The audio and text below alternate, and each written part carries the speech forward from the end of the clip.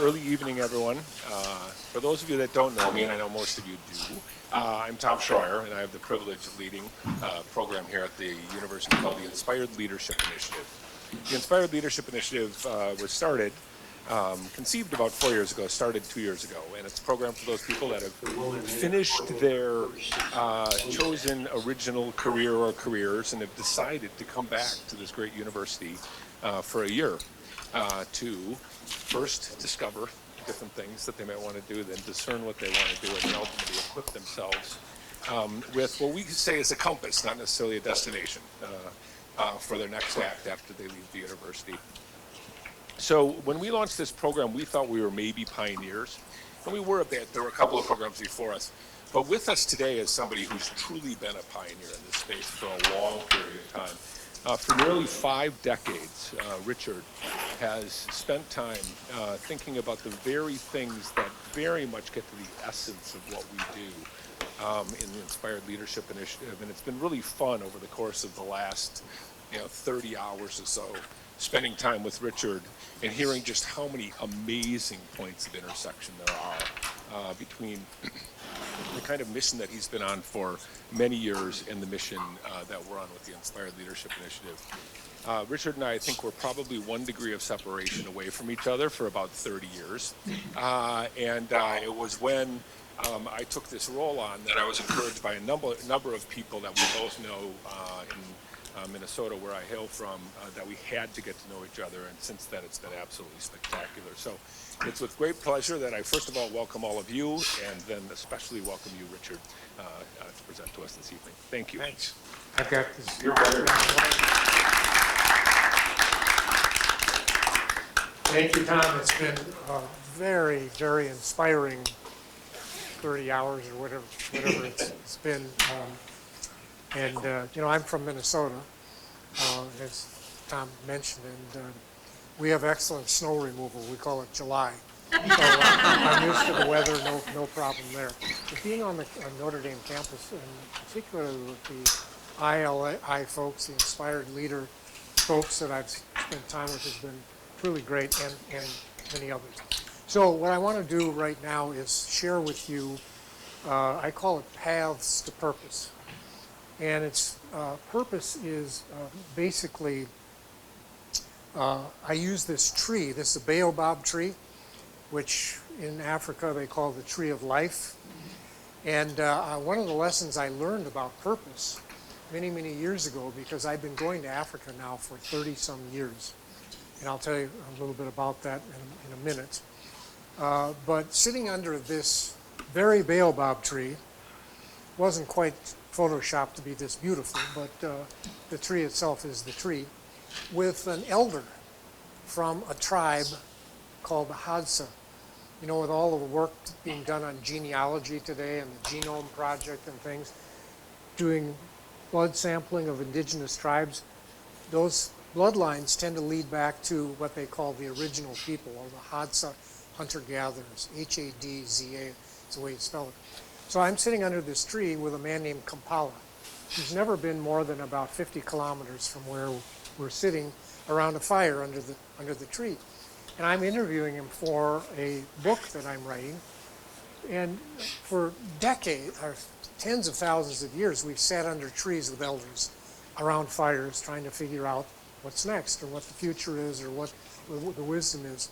He's getting tired of my interview. He says, do you mind if we step aside and I ask you a question? And Julianne and I are speaking Swahili back and forth. Well, he speaks a very ancient Click language and not Swahili. So through a translator, he says to me, Richard, do you know what the 2 most important days are in the life of a Hadza? What would you have answered? I answered birth and death. And he kind of went, oh, geez. So you write these books, you flew over here, you came out in the Land Rover, you're in that tent. And I said, well, what are the 2 most important days in a Hadza's life? There are only 1,300 Hadza left, by the way. And they live a totally sustainable, totally sharing life. It's all about everything. If you bring something, it's shared equally, instantly with everybody. They own nothing and share everything. So he said, You got the first one right, birth, because of infant mortality. But the second most important day in the life of a Hadza is the day they determine why they were born. In other words, how they fit in, what they bring, because we can't live and sustain our life over the last 75,000 years without sharing. And it's not just sharing food, water, other things, it's sharing gifts. And so what I learned, and I start with this, is this. This purpose thing that I want to talk about right now is no luxury. This purpose thing is universal, it's fundamental, and it's ancient and enduring. It's been around for forever. When we get it ourselves comes at different points in our lives with different choice points. But what I want to do right now is give what I would call a purpose checkup. You might go for a financial checkup, a health checkup, other kinds of checkups, but how about a life checkup? A life checkup is to push the pause button, step back, and look at the big picture of what we've learned about aging and about purpose and its relationship to aging. So that's what I'd like to do now with you. And so the key thing here is that it is fundamental. So the purpose movement that allegedly I'm a pioneer of, I started a long, long time ago, back when dinosaurs roamed the earth. And I actually started with a fellowship at the Harvard Business School studying what they now call the Harvard Study of Adult Development. It used to be called the Grant Study. Started in about 1917. But way back then, I was much younger. I was 29 years old at the time. I got a midlife fellowship way before ILI, midlife at age 29. And I did it because the Bush Foundation, Archibald Bush is the founder of 3M Company, wanted to know more about vital aging and retirement because they saw how many people retired and died within 24 months. So they wanted to know what can we learn. So I applied for and won at your age probably and studied this, but there wasn't anything out there. The books like Passages or Seasons of a Man's Life or these historic books that have sold millions of copies, none of that was out there. So I decided that this was going to be wasn't sure I was going to lead a movement, because movements are circular. People don't lead them, they're grassroots, but you help give voice to it and give language to it. So that's what I've been doing over all this time. And one of the things that I did was that after I left there was to start interviewing people over the age of 65. Doing my own science, my own research. So I would interview people over the age of 65. And I found there were 3 themes. The question is, what do you want to be? I point to you because you're a different age than me. But what do you want to be when you grow up is the question you should never ask people. Because how would you know? You have to experiment and do certain things. But the question is, what do you want to be when you grow old? That's relevant because now that you're growing up, are you growing or are you still living the same pattern as before? And so that's the promise of ILI and things like this, is the chance to step back and look at wisdom, the big picture. So the wisdom I got from people over the age of 65, if you want 3 themes, simply speaking, I said, if you could live your life over again, what would you do differently? This has stood the test of time. I've written 11 books, 3 bestsellers. I put this in every one of these books because nothing has changed. Every time I do a new book, and I have one coming out next year on the art of purposeful aging, same thing, I'm interviewing people. And maybe I will interview some of you, if permission grants, if I get invited back. So the first thing is they said if they could live their life, so the question is multiple, but if you could live your life over, what would you do differently? Number 1, they said I'd be more reflective the second time around. That's my word. They didn't always use the reflective word. But what that meant is they would step back and see the big picture. We're swimming in information now and knowledge, but not necessarily wisdom to make sense of it all. So reflection means, I don't know how it was in the first part of your life, but a lot of doing. And the only time I said, well, when were you reflective? And the answer is usually during a crisis, during a crucible event, when I had to be reflective and I step back and look at things. It could be an illness, it could be a divorce, it could be a financial or relational, it could be anything, but then, and that's not as wise as we can be. We can be reflective without crucibles. Second thing they said, if I could live my life over again, I would take more risks the second time around. Now, I grew up in St. Paul, not too far from town. 1 degree, but several miles. And in a conservative immigrant family that was not about risk, it was about security and about getting things together in certain ways. But the risks they were talking about were not financial risks or not climbing mountain risks or not typical. They were risks about two things, work and love. Freud had it right. He said the two things that give us the most suffering and the most joy are work and love, whether you agree with that or not.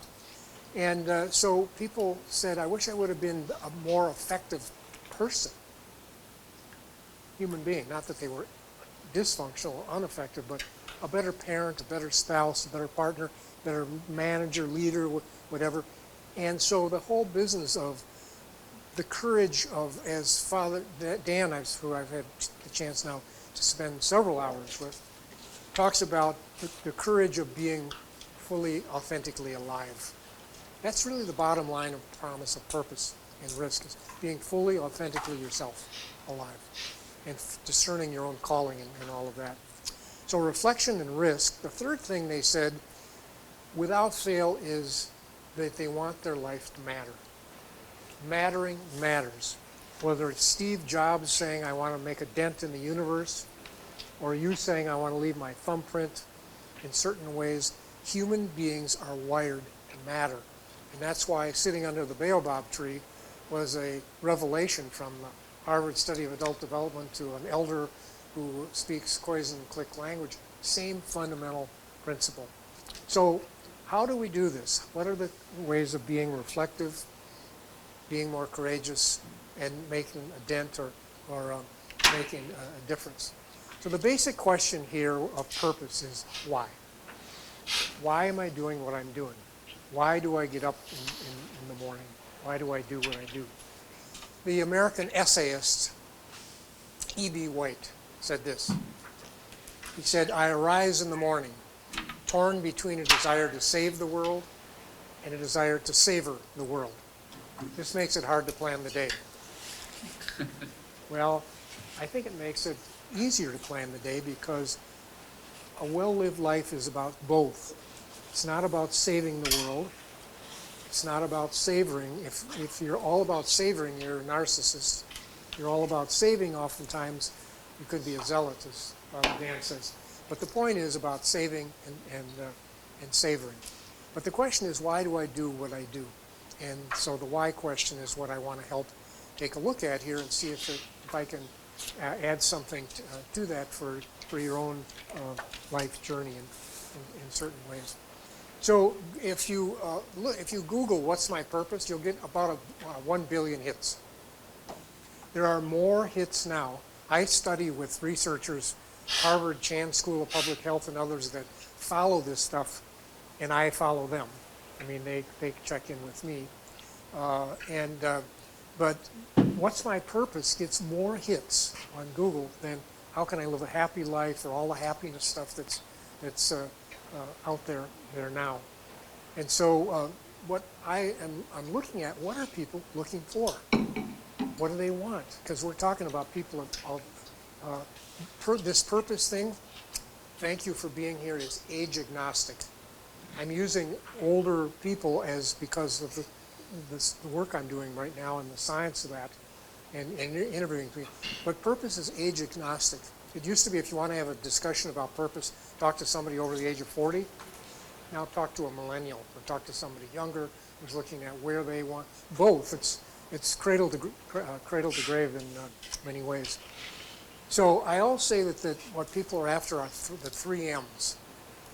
3M happens to be a company in Minnesota, and I gave a talk at 3M, and they thought it was so cool that I made it up for them. I said, no, it's actually in the Power of Purpose book. But the 3 M's are what we really want are money, medicine, and meaning. So simplifying it, money is simply a resource to, enough, whatever enough is for you at any age or stage. Medicine is not literally pharmaceuticals. I'm not talking about drugs and things, but I'm talking about health. Do you know somebody who has enough money and enough health but is bored, depressed, or has lost their way? At any age or stage, it can happen. So what the third M is finding a why, finding a reason beyond ourselves to do what we do. And so I did a PBS special. Y'all know what PBS is? PBS special a few years ago, and it was a fun one of these pledge drive things where if you sign up at this level, you get the DVD of the show and a book and this and that. And it was shown in 400 cities, still being shown in certain places. And one of the things that PBS allowed me to do is to go out on their nickel to neuroscience labs around the country, where they were measuring purpose in the brain. Because what they really wanted was to make sure that you give evidence. And because I work with the Mayo Clinic, I work with a lot of prestigious, I would say, scientists who are looking at not purpose as a great story and a great good life. It's about, does this actually affect our health? Does this actually affect our longevity, our well-being? And what I discovered out there was that purpose is in fact fundamental to health, healing, happiness, and longevity. Having a reason to get up in the morning adds 7 to 10 years to your life potentially. This is all measurable. The philosopher Schopenhauer, you're a philosopher, but a political philosopher. You know Schopenhauer, though. We just met, so I don't know if he knows it.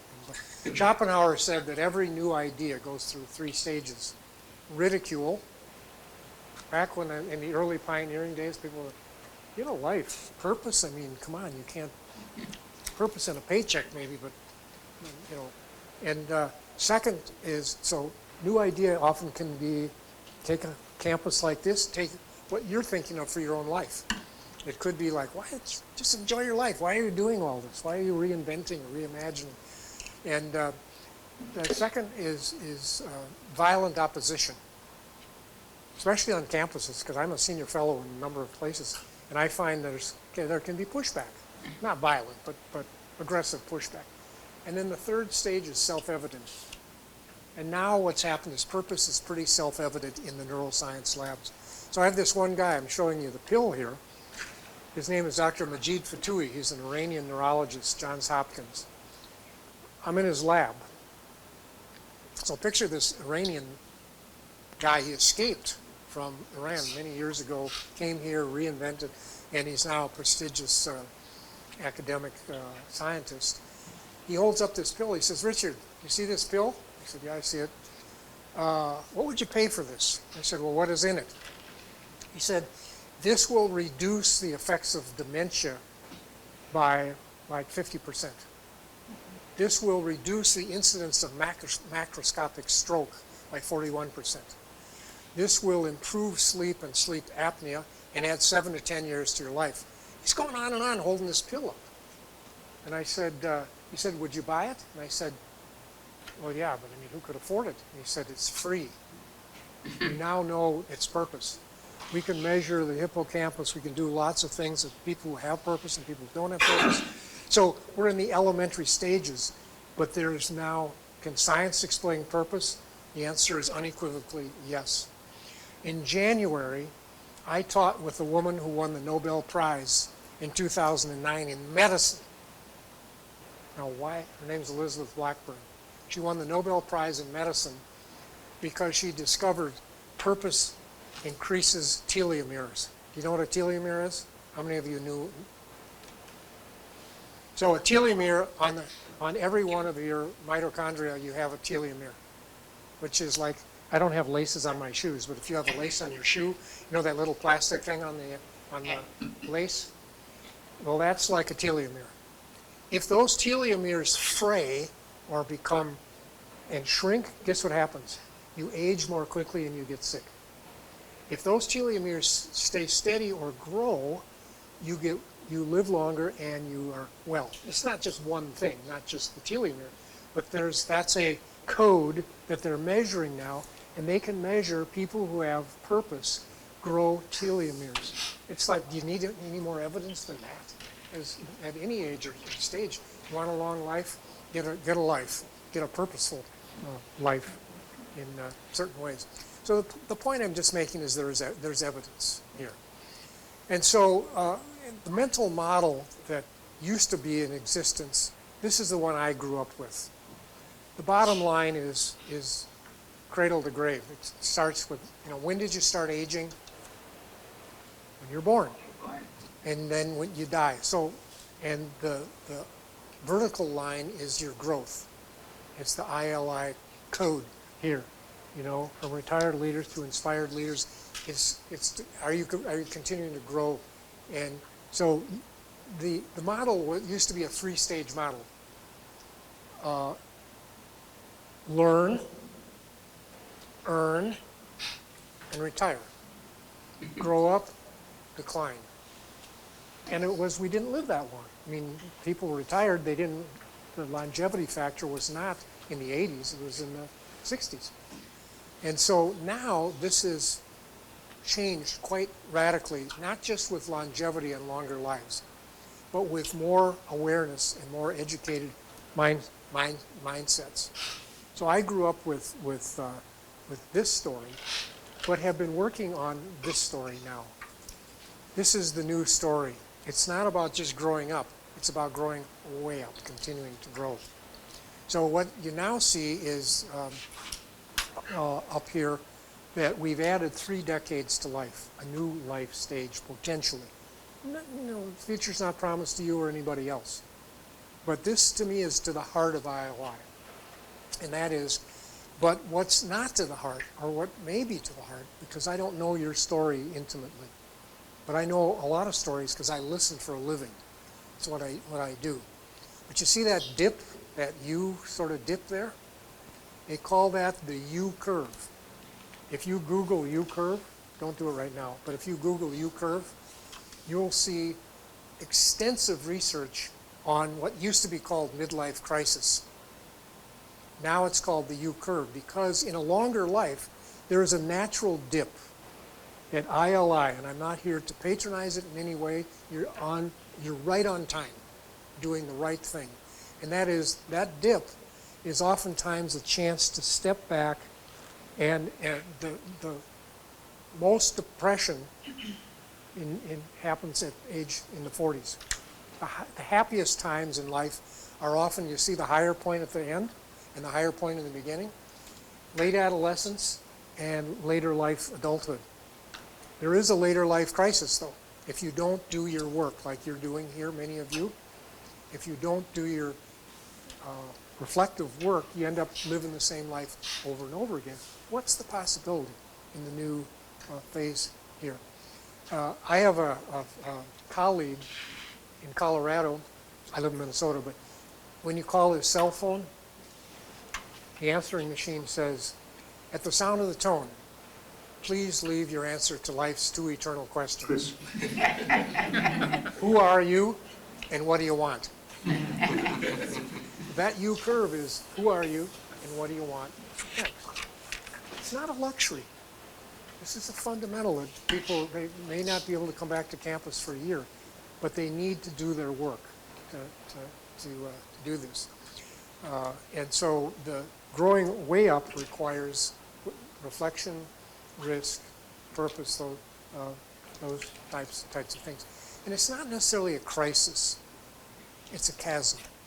And the chasm is kind of like what's possible? I wrote that book called Life Reimagined. And I founded and ran for 5 years AARP's Life Reimagined Institute on the future of aging. And we did language studies to find out how people talk about the next phase of life. And they talked about reimagining the next phase. What's possible? And AARP now has dropped the word retirement. They now are ARP, real possibilities.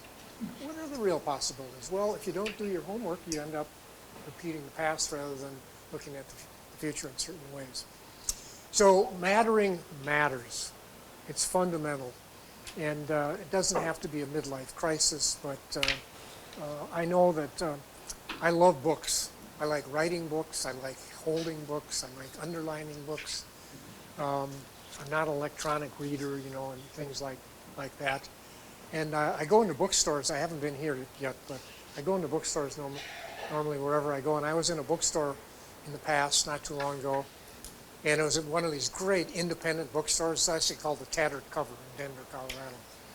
And so I went in, and there's an information desk, and there was a young woman at the information desk. And I said, "Can you tell me where the self-help section is?" And she looked at me and she said, "Well, if I tell you, won't that defeat the whole purpose?" I should have hired her right there. You know, she was very clever. But the point is, I said, "What are people looking for?" She said, "They're looking for what's next. And they're looking to be happy. They want to die happy."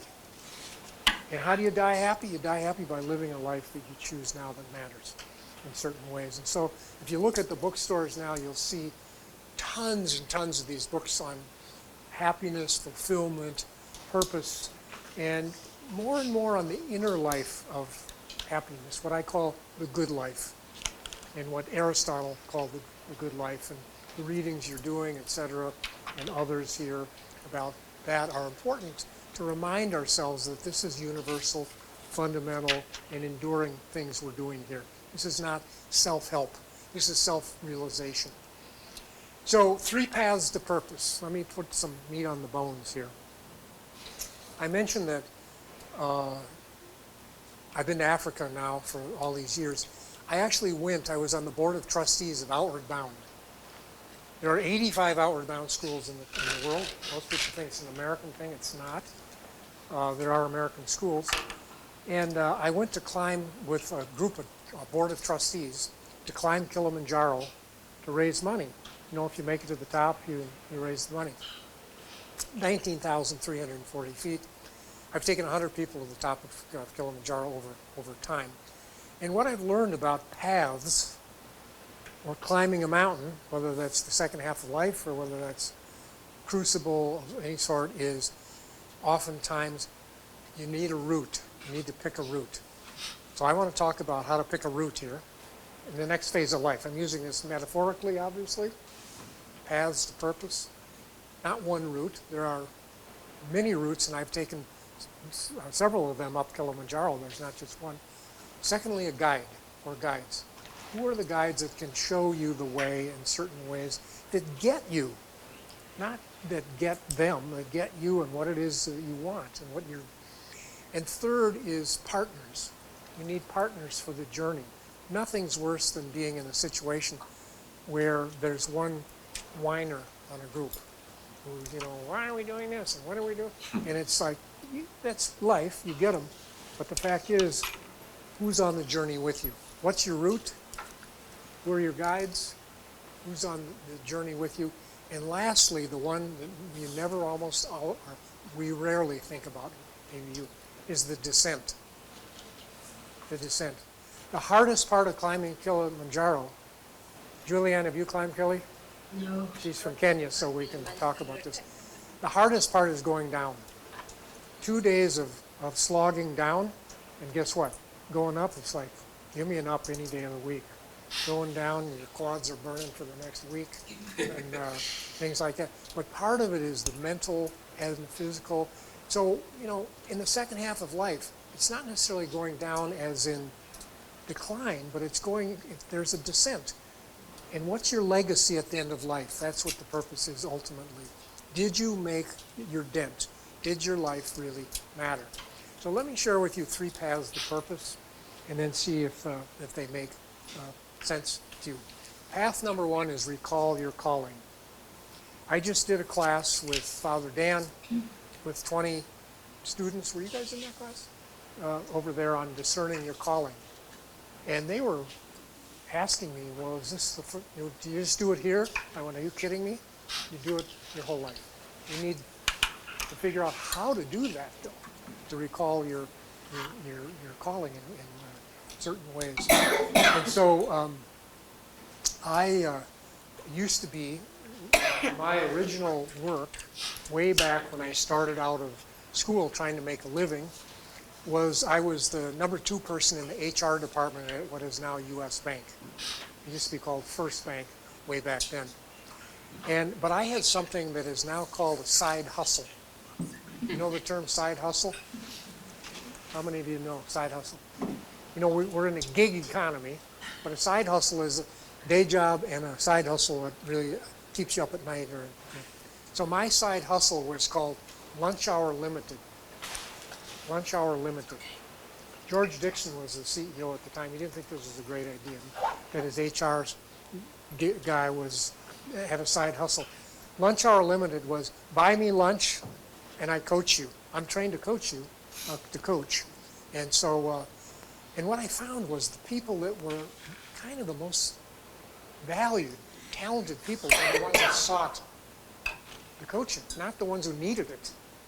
The ones who, maybe they did need it, but it was not the ones you'd assume. And so I had a great thing going, and with free lunches, and they had a great thing going because most of these people said, I had a guidance counselor when I was in school, but I need a guidance counselor now at this stage of my life. And that's kind of like what ILI is your guidance counselor for the next phase of life in certain ways. But I had an 80% success ratio. 80% of the people I coached quit. They actually didn't quit. A very small percentage actually quit and left. But they went back and had a conversation that they'd never had before with their boss or their colleagues to say, here's what I really bring to the party here. Here's what I could do. Or they switched roles within the organization in certain ways. But they had no guidance. Most of them said, my career chose me. I didn't really choose it. So here's the formula. Let me go forward here. I call it the Napkin Test. So let me just give you the Napkin Test right now. You know, a lot of good ideas. This came to me, I'm a hostage. I live in Minnesota, so I'm a hostage at Delta Airlines. 80% of the flights are Delta. And I fly all over the world on Delta. There used to be a napkin. It wasn't on my way here. It wasn't there, but it said a place to spill your drinks and to spill your thoughts. You know, a lot of great ideas probably here are on the backs of napkins. You know, when you're having a tea or drink with somebody and you got an idea and you write it down, etc. So the napkin test. I was on a flight next to a guy who had just been outsourced. We were on our way to London. And he was bugging me because he'd seen the PBS special about what he said, Richard, got a minute? I call it the Got a Minute School of Coaching. Got a minute? Can you tell me what I should do with the rest of my life? And I said, well, I actually have to give a speech in the morning. I'm working on it. Write this down. So he wrote down on the napkin this. Gifts plus passions plus value equals calling. This is the most well-researched formula on calling that I've discovered in 4.5 decades, almost 5 decades. Do you know your gifts? With Dan's class, Father Dan's class, I had these 20 young people write down what their gifts were. And I asked them this question. I said, are your gifts, let me ask you, how many of you have brothers and sisters?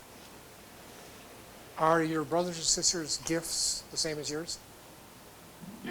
Or if you have kids or grandkids? When did you start to notice the difference? Real early, right? You see the differences? Well, how did that happen? Growing up in the same household or the same family. Discerning our gifts at any age or stage and reimagining, relooking at them now, or midlife or beyond, is a life skill of the 21st century. Millennials, younger people need to do this as a fact, not as a luxury. They need to keep reinventing or reimagining and relooking at the future over and over and over if they want to have a sustainable life and a sustainable career. So, do you know your gifts, your passions, your values? And when you add all that up, are you getting up in the morning, using your gifts at any age or stage on things you care about in environments that are healthy for you? So let me back up here for just a second and tell you what's calling. I go to Boston a lot. Anybody here from Boston? Been to Boston? Well, you know, Logan Airport in Boston's been under construction for over 200 years. Every time you go there, you got to figure out a new map to get out of there. So this is a Boston cab in the photo, and so I teach several places in Boston, and there's a flight from Minneapolis that lands at 10:30 in the morning. So I land at 10:30 in the morning on a hot, steamy July day, and I find my way through the airport to, there's one cab out there. The guy's sleeping in the cab, 10:30 in the morning, windows down. I throw my bag in, and if you have ever been to Logan Airport, to get out, to go anywhere, you have to go through a tunnel. So he said, where are you going? And I said, I'm going to Cambridge. I have to be there to give a speech at lunch. And he said, oh, mister, this could be a problem. There's construction going on the other end of the tunnel, but let's see what we can do. So we take off, we get in the tunnel, the lights go on, da-da-da-da-da-da, and he said, see what I told you? And he said, I'll do my best, but what are you going to do? What are you going to talk about? And I said, by the way, could you roll up the windows? You know, it's hot and steamy. And he said, the air conditioning doesn't work. Do you want to die of heat or asphyxiation? He said, heat. So up come the windows. This guy is like a Robert De Niro actor, cab driver. He's got a little cigar, not smoking it, but he's got this little hat on.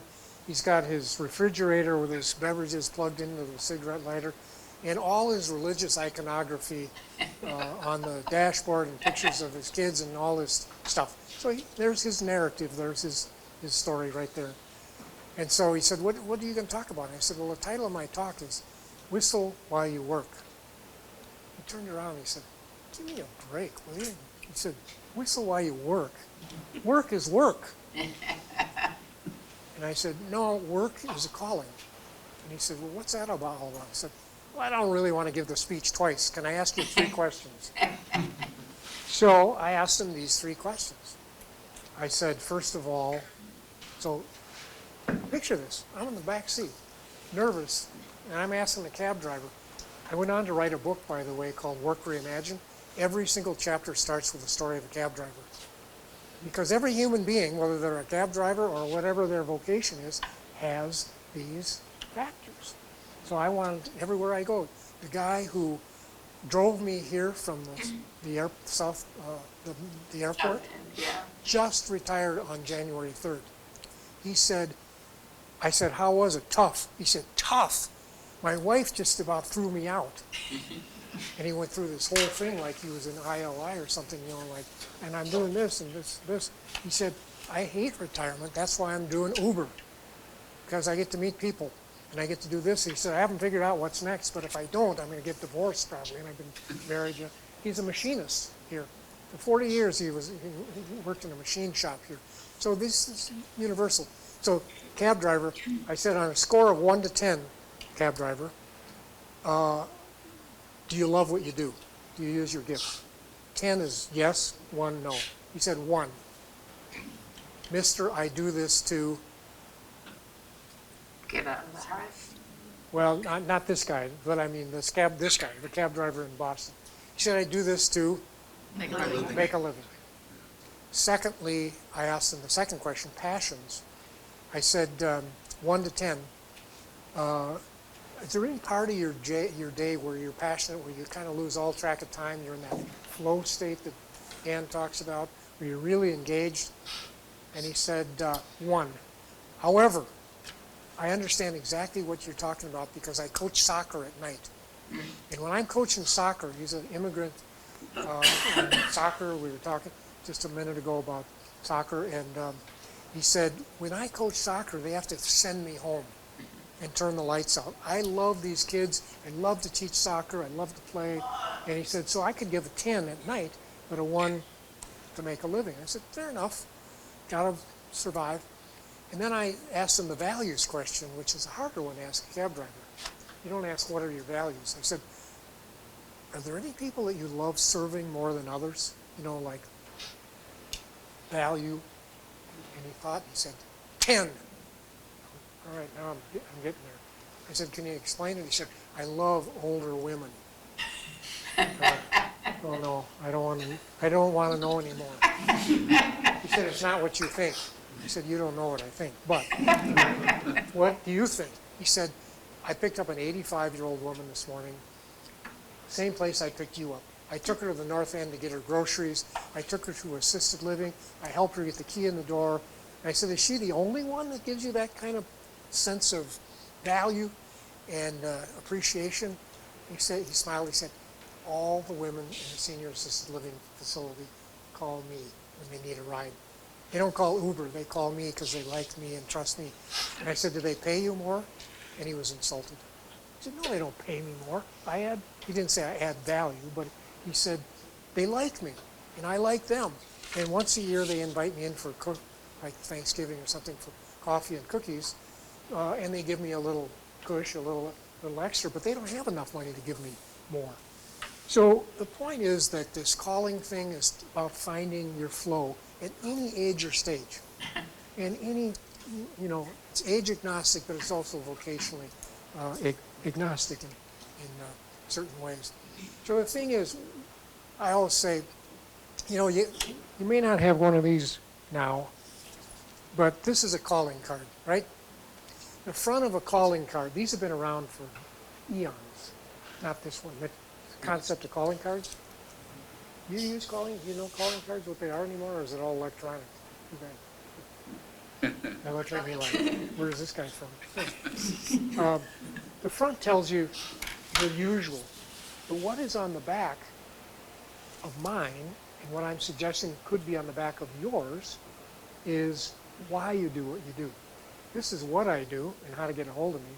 This is why I do what I do. And the back of my card says, unlock the power of purpose. My calling is to help myself and others unlock their calling. And anyone who knows me, who is around me for any length of time, knows that that's, whether I pioneer or not, this is what I love to research, read, write, talk about. It has me in many ways. So who do you think you are is not this. The most dangerous question you can ask someone, what is it? What do you do? What do you do? And why is it dangerous, Kathy? Because it just says your title. It doesn't say anything else about It doesn't tell you much. It tells you a form to either reject or accept. And but then why do you do that? Or how do you do that? Or the real person is on the back of the card. So when I coach and work with people, simply speaking, I just say, what's on the back of your card? And I'll either get a conversation or I'll get somebody who'll say, what planet are you from? It's like. So path number 2, reimagine your passion. Reimagine your passion. The book Life Reimagined, and I'm not thumping my book, but I'm using this as an example. I co-authored with Alan Weber. Alan used to be the editor of the Harvard Business Review. He left that early midlife, and he founded something called Fast Company magazine. You heard of Fast Company? Yeah. Fast Company, within several years, became a larger subscription magazine than Fortune and Inc. put together, because they had a whole new point of view about life and leadership and technology and all these things. He sold that after 12 years.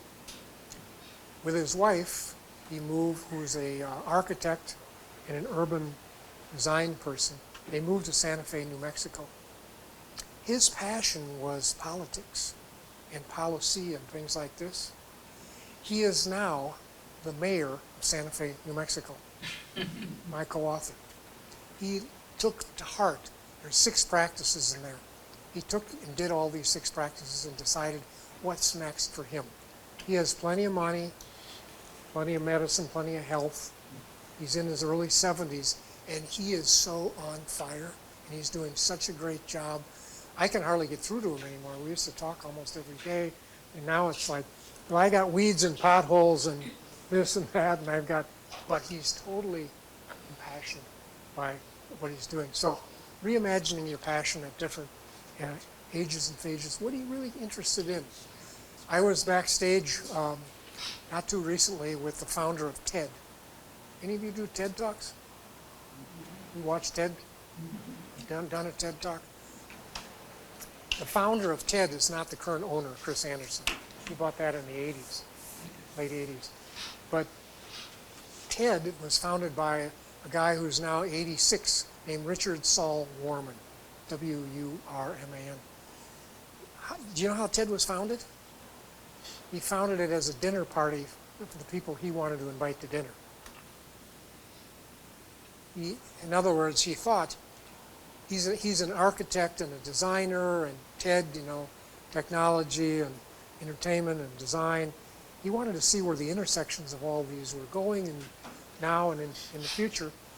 But he's a curmudgeon. And we're backstage and I'm going on first, he's going after me. We're in the green room, and he says, so young man, I'm 75, young man, what are you going to talk about? I said, purpose. And he kind of scoffed. And I said, well, the other Richard, I said, Richard, what are you going to talk about? He said, I'm going to talk about curiosity. He said, TED, right now today, he said, there will be 1 billion people watching TED. There will be 9 new TEDx's done today, this day, as we're sitting there. I went, really, these statistics? He said, what do you think these people are after? They're curious. But they don't want to spend more than 18 minutes. He says, I'm very impatient, as you can tell. And they want, so you can be curious about a lot of different things, and eventually you take a curiosity and maybe pull it into more of a vocation or a calling or not. So I said to Richard, I said, how do you define curiosity? And he gave me a very interesting answer. He said, so see if this resonates with you. He said, curiosity is about finding or exploring or discerning the extraordinary in the ordinary. It's to see the backstory behind the back of the card, Kathy. Not just what do you do, it's like, well, why do you do it? And he said, if you're not curious, you'll start dying. Like Bob Dylan, the Nobel laureate. Another Minnesotan. Whether you agree with that or not, said he or she was not busy being born, was busy dying. Well, that's his way, I think, of saying, stay curious. And that's when Steve Jobs gave his famous talk to the Stanford graduates, which has been viewed millions and millions of times. He basically said, stay curious, and that's what he was all about. So what are you curious about? And follow your fascination. So I'm going to pause for a moment and just ask you to do a very quick, been listening to me for a long time, and I'm getting close to my final point here, but follow your fascinations at any stage in life. What are you curious about? And follow those through. So this is a dinner party. If you were to host a dinner party, invite people who you're really curious to hang out with and patient. They're not going to give a lecture, and they're not doing it for fame or celebrity. You're really curious about something you want to know more about, and you're going to invite some people. Who comes to mind for you that you would follow your fascination? I'd have this person there. I'd open a great bottle of wine, and they'd be sitting right next to me, and I'd have my 18 minutes with them. Who would you pick? I want you to turn to the person next to you and either say, I don't have a clue what this guy's talking about, or I totally get it. One of the people I would invite is blank. So just turn around and just say very quickly, 30 seconds here. I just want to give you a little respite and me a little respite.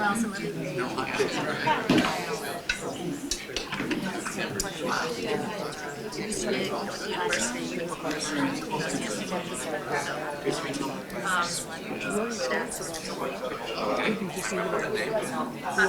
just think he's like genius in how he writes and is smart, funny, and witty, and all that little, not on the drugs, but other than that. But he wrote one called Sports Night years ago, which was my first fascination with him. So, yeah, love him. Current, because we're in.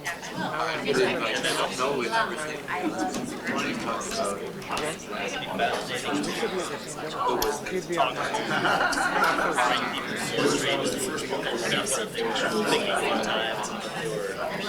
That's a great book. Yeah, that's where I'm going. At least you didn't say like God. And because my mom was a florist on summer school, theater, nature, I think it'd be very interesting to have a real conversation. I read about Linnaeus twice today. and so I thought he might have been too obscure. Yeah. He's Swedish. Okay. So part of following your fascination, plural, is to act your ages. One of the things that I would suggest is a must for you if you're in something, any stage of life, is to act your ages, plural. They say act your age. What does it mean to act your ages? You still have that rebellious Notre Dame student in you. You still have that want to step in a puddle and splash. You have different facets. You're not one person. You have ages, and those ages can come out through curiosity and through making some of these choices that make life come alive in certain ways. In the book Repacking Your Bags, Lighten Your Load for the Good Life, which I co-authored, we had something called the Good Life Inventory. And you can get it online. Lauren, you can put it up. I just gave it. But we discovered, my co-author, not Alan Weber, my other co-author, is a philosophy professor in Seattle, Washington. And we went back, he did an exhaustive search on the good life, starting with Aristotle. Maybe it was before that, but the good life moving forward. And we found that there were 4 elements today that constituted the good life, in addition to money and health. And here they are: place, people, right work, and purpose. Are you living in the place you love, with the people you love, doing the work you love, and work is the extension of that calling, not job, with a reason beyond yourself, purpose. Purpose is always beyond yourself. It's not about you, it's about what you bring to life and your legacy and all of that. So take the purpose inventory, get it online on the ILI website. Do it with somebody else too, to see what their vision is of the good life. And so fascinations, curiosities are about what's really possible. Finally, path number 3 is revisit your values. Revisit your values. Being on the Notre Dame campus, it's like, I don't have to say a whole lot about this. I believe it just, to me, it embodies a grounding in whether you're Catholic or anything else, in a values set. But there are 3 things that I have found that, let me back up here. One of the things that formed the values question for me was this guy. This was one of my fortuitous encounters. His name is Viktor Frankl. He wrote a book called Man's Search for Meaning.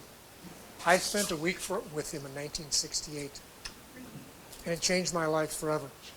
I'm sure you've had a fortuitous encounter with somebody, not a parent, not a grandparent, not somebody who had to be there for you. Could have been a teacher, a pastor, a priest, could have been anybody, but somebody who you crossed paths with that all of a sudden changed your perspective on life. In some, maybe a small way, maybe a big way. But I had studied Frankl in graduate school, and all of a sudden I got out and I said, I don't have 2 dimes to put together, but I saw he was doing a seminar in San Diego where they were trying to actually create, which they didn't do, Viktor Frankl Institute at a university there. Didn't work, they didn't raise the money. And, but I spent 5 days listening to him. If you don't know the book, Viktor Frankl, Man's Search for Meaning, Frankl, it's a must read. I did a gig for a couple hours ago with Father Dan's class, and I told him this quote. And Father Dan looked at me and he smiled. He said, "This is the book we're reading next week." I went, We "Oh." read it. You know, it's kind of like We read it. a little, We read it read as it? part of the program. Yeah. So, Yeah. didn't know that? Good. So all I can say is this: the last of the human freedoms is choice. It's to choose. Frankl talked about getting up and giving others a kind word, a crust of bread, a slurp of soup, hope, to see their beloved. And of course, his whole family, including his pregnant wife, Tilly, and others were killed. And he's the only one. And he wrote Man's Search for Meaning in 9 days. He came back and he weighed 87 pounds. He was sick. He recovered, went back to work, and with some help wrote Man's Search for Meaning in 9 days, which has become a meta bestseller worldwide. Why? Because people today are yearning for this. And what he said was this: don't ask, what is my purpose in life? Ask, or how do I find, ask this question: what is life asking of me now? In this situation, in this moment, what is life asking of me? And as you know, if you read any of the pre or post in that book, he said, you know, there's a statue of liberty on the East Coast. He said there needs to be a statue of responsibility on the West Coast. We need both. Especially, You can't just have a purpose. You need to be responsible. Purpose is, he didn't say it, I say, I've written extensively, purpose is a verb. It's what you do, not what you say, in certain ways. So what do you stand for when you look at values? Is part of the values question. What is your stand at any phase of life? Second question is, what won't you stand for? What are you willing to say no to and let go of and drop and end? No is a complete sentence. Sometimes we need to get older to learn to say no and mean it, not in a harsh way, but in a clear way. No, this is not a place I'm going to go. I'm not, and particularly with time, we really need to unpack our calendars and relationships at certain points in life to say, no, do I really want to spend time, my most precious currency, time, in this way? And finally, who stands with you? I am a big advocate of having a sounding board, a kitchen cabinet, someone, and on that kitchen cabinet there are 4 characters that I would like to suggest that you think about on your own sounding board. Number 1 is, who's your wise elder? Who's the person that's 10 years older than you? That you, doesn't have to be 10, but who's old, enough older that they have seen, they have a different pattern recognition about life than you do. Because wisdom is pattern recognition. It's seeing the big picture, knowing what weight to give things. Who's your wise elder that can help with that? Or plural. Number 2 is, who are your wise youngers? One of the great things about being on campus is there's a lot of wise youngers. So just because you're older doesn't mean you're wiser. There's a lot of wise older fools that haven't matured. They've matured age chronologically, but they may not have matured in terms of their discernment, their perspective, their wisdom. In the book, Claiming Your Place at the Fire, I wrote this because I noticed that the wisest of the elders, Julianne, sit the closest to the fire. Why is that? How do they know how to do that? Where will your place be? Will it be close to the fire, or will it be far from the fire? The wisest of the elders sit because they've got the narrative, the story, the wisdom that people want in certain ways, not just because they're older and they need to be warm. That could be part of it. So there's a thread then. I want to end with 2 things, a quote and a story, and then I'll stop. There's a quote from William Stafford, the poet. William Stafford wrote a poem a day for 30 years. He got up every day. And I used to be on the board of Grey Wolf Press, that was the publisher of his poetry. And at a board meeting, we asked him, how could you write a poem a day for 30 years? He said, easy, lower your expectations. I didn't get up every day to write a bestseller, I get up every day to write, to think and write. And out of that came a huge, huge body of work. Well, one of his pieces is called The Way It Is. It's very short, but I think I'm going to read it twice. So first you can get context, and then The Way It Is by William Stafford. He said, there's a thread you follow. To me, that's purpose. There's a thread you follow. It goes among things that change, but it doesn't change. People wonder about what you're pursuing. You have to explain about the thread, but it's hard for others to see. While you hold it, you can't get lost. Tragedies happen, people get hurt or die, and you suffer and get old. Nothing you can do stops time's unfolding. You don't ever let go of the thread. So I don't need to read it again, but you don't ever let go. What's your thread? That's what purpose is to me, is that thread that you keep bringing back forward over and over again that kind of holds it all together for you in certain ways. And so walk with the wise. Comes from Proverbs. But walk with the wise means to, if you hang around with wise people, you get wiser yourself in certain ways, and they come in all shapes and sizes. So I want to end by sharing this very personal story. A while back, I was teaching a program in northern Minnesota, about 4 hours from Minneapolis, and someone walked in to the room and handed me a slip of paper and said, call home right now. I said, like I'm teaching right now? I said, now.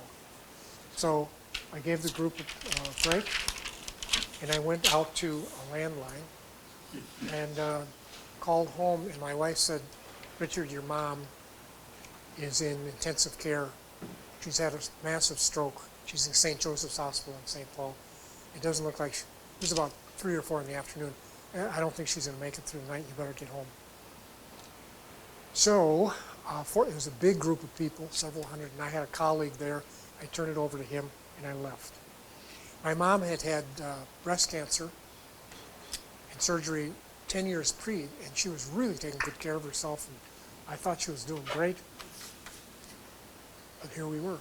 So I don't know if you've been in that situation. I have not before, and so I drove out of their home. Sun is setting, and there's music on. It sounds different. The words, everything's changed. Because I know I'm going for what may be the end, maybe not. I get there about 11 o'clock at night. My brother, who's a physician, is not there. My wife's not there. They're off. And I asked the intensive care nurse if I could be left alone in the room with my mom.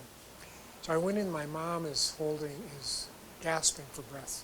Big, big breaths.